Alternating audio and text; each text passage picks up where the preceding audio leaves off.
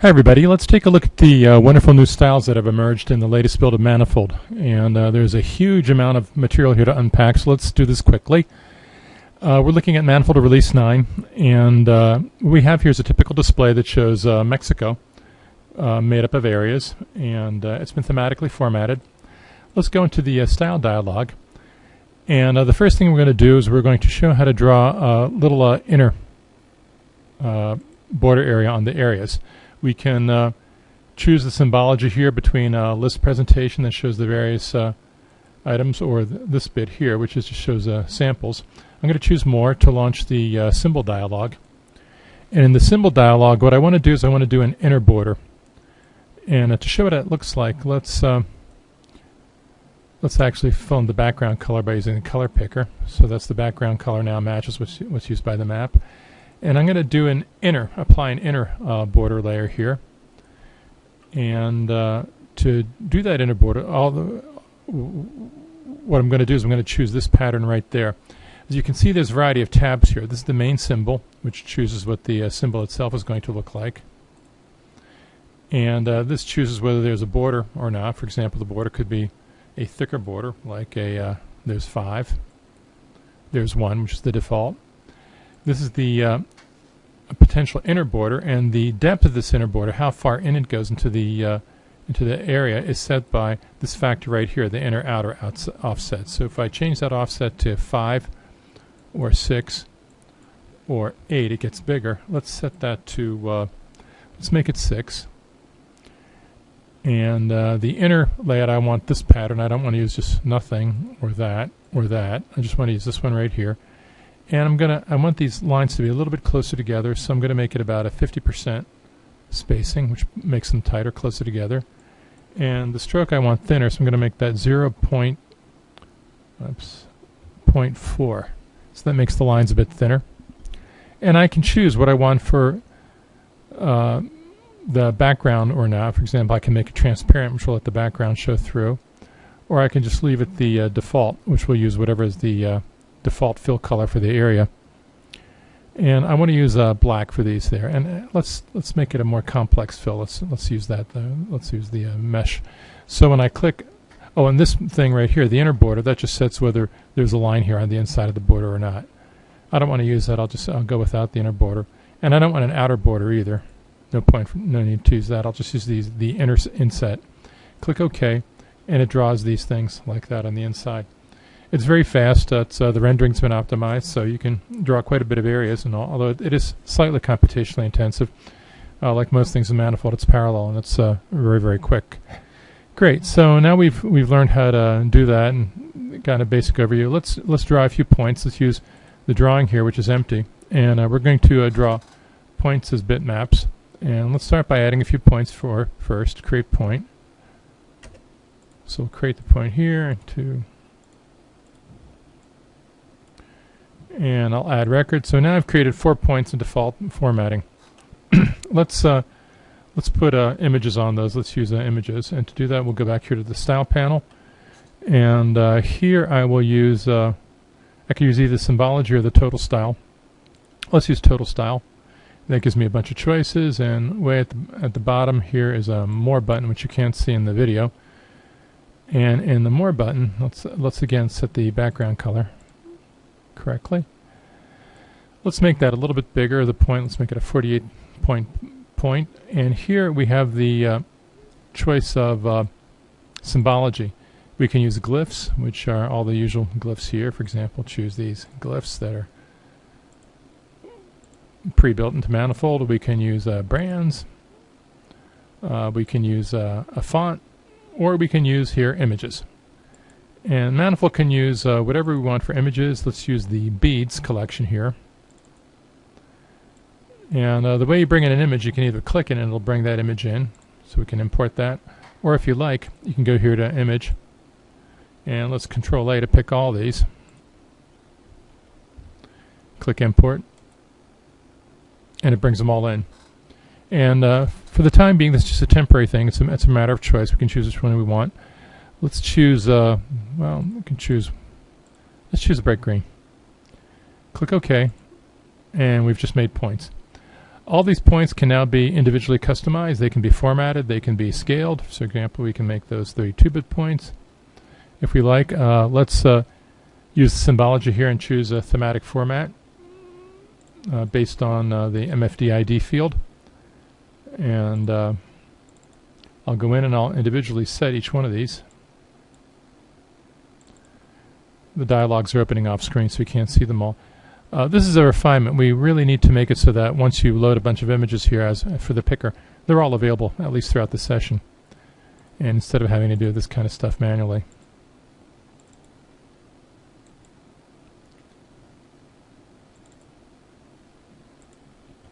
And let's pick a yellow one for here. Click OK, and now let's pick another one here. Let's pick a red one.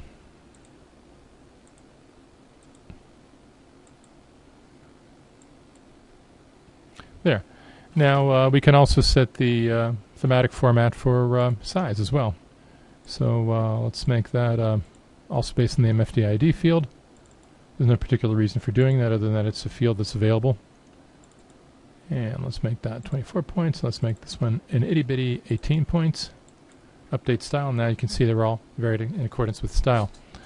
These are live points, so we can click on them and move them. For example, let's go back here to the default mode. Control-Alt to click that. And we can move this point around. Let's move this point too. Click Update Record. These are just symbols, just like they are regular points, and we can do with them whatever we want. What I'd like to do now is let's change these so that we use Style Override. And to do that, I go here into the options, click a new field to add a style field to the drawing, and now I can turn on Style Overrides. And now I can individually specify the styles for each one of these items. So, for example, I can alt-click on this one right here. And now I can set the style for just this point alone. And what I'll do is I'll set it to using a photographic image. To do that, I'll go here to our images collection. And we can use whatever image we want. I'll happen to use this one here, which is a painting by Petrus Christus in the Middle Ages. This is from the art collection. Let's use a box. We'll outline it with a box. So I check Use Box, and I click here to use a box rectangle. And here I'll use a kind of a dark border, brown border, and here for the fill color of the box I'll use a lighter shade like that, which we will then adjust. I'm going to make the stroke for the box 2. That's the stroke width of the box. And I'll put a shadow on that, which is going to be a black drop shadow. There you can see the shadow in the preview. Click OK. And I'm going to click Update Record. And there that updates. Let's make that bigger so we can see it better. Oops, click on this size here. And I'm going to make that 96 points. It's not one of the pre-built sizes, but I can add to that. Click Update Record. And there we've added an image to that.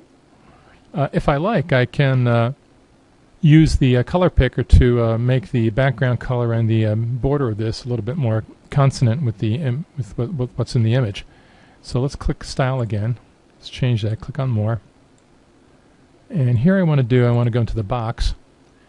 And let's start by choosing the background color so it uses one of the colors in the image, like, for example, perhaps one of the colors here in the hood. And to do that, I use the color picker, and now I can click here. I've adjusted that. And I'm going to use the frame. I'm going to use one of the dark tones here in the hair for the frame. So I'm going to use the color picker, and I'll click that there. That's a little bit too dark. Color picker, let's click right there. And now the tones that we'll use for the background color and the box, and let's make the box a little bit thicker. Let's make the stroke of the box, let's make it 3. Click OK. And click Update Record. And now the colors in the that I'm using for the frame, for the box and the frame, have been taken from the image. So you can see that they're a little bit more consonant. They play better with the image. The image also is a point. It's just a very large point. and it happens to be using style overrides, so styled individually. And we can change the size of it if we want. We can change the rotation. And so forth. This is a long video, but let's just do one more thing here. Let's go back to, let's create a line. And I'll show you how to style lines. We'll do this very quickly.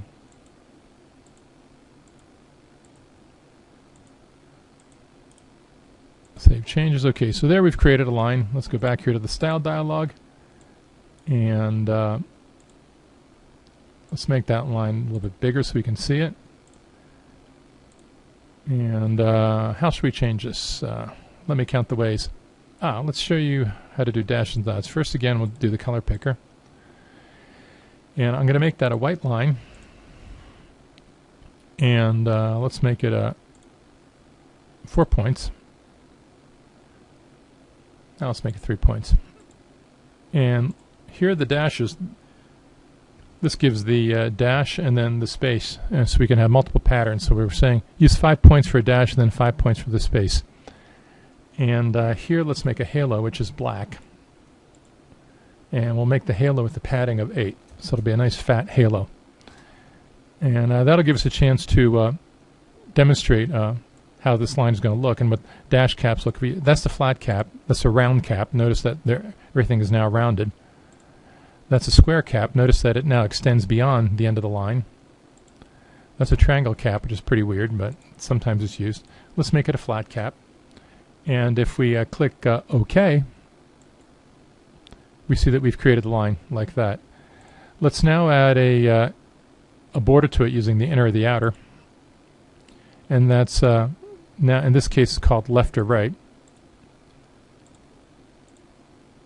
So the padding for that we're going to make, well, first let's add the left border to it. We're going to use left, and you can see where the left border comes in here. It comes in just offset from where the actual line is.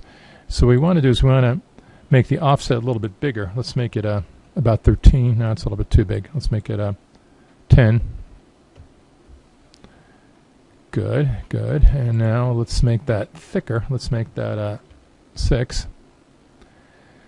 And let's also use dashes and such on that. So the way we'll do dashes with this, we'll make it a line of 1 followed by a space of 5, which ends up having that kind of effect right there. And let's make the offset even bigger. So that kind of, oops, 1, 3. So that it lines up kind of like with the edge of what we've drew before. Good. And then here, let's put a halo on it, and let's make the halo with a padding of 0.1, which means effectively no padding. And let's make the padding on that black. Great. Click OK, and the result is a line that has this kind of curvature to it. Where it makes bends, it's imperfect. That's something that we need to work on. I think we need to improve in Manifold. But it is a line. It's a line just like any other line. So if we Control-Alt-click on it, we can edit it, which is pretty cool. We can change it around as we see fit. If we wanted all this to be even in there, what we'd have to do is change the dash caps to round and so forth. We're not going to do that. We're just going to leave it as is. And there you see we've created added inner hatching to areas. We've used bitmaps to create points, and we've used bitmaps to create points from images, and using a box surround, and we've created a line using the left border. The right border is, of course, similar. So there you go. I hope you've enjoyed the demo. Can't stand the way that looks. I'm going to fix it a little bit. And have at it. Get your bitmaps out. Work with Manifold. Learn how to use all these different things. It takes a little bit of doing to get your head around it, but once you do, it can work remarkably fast and easy to update styles and drawings and create whatever visual effect you like. So thanks for watching, and goodbye from Manifold Land. Well, that was fun. If you want to see more, visit us at www.manifold.net. As always, Manifold delivers the world's most advanced, highest quality spatial products for GIS and DBMS at a low price that you can afford. Once again, that's manifold.net. See you soon.